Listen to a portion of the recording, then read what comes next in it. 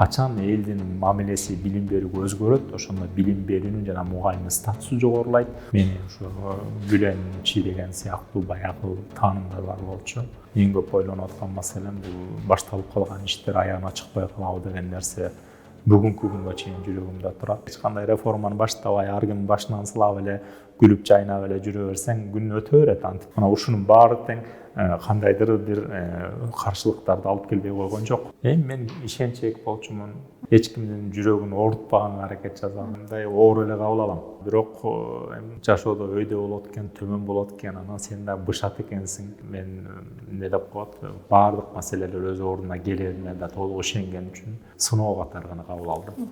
Шаркырап агып аткан суунун ортосуна барганда биз артты алмашып атабыз да. Демек адамдар реформанын болушун мазмунун каалап турса дагы практикалык ишке ашуусу көп адамдарга бул тескерисинче жакпашы мүмкүн.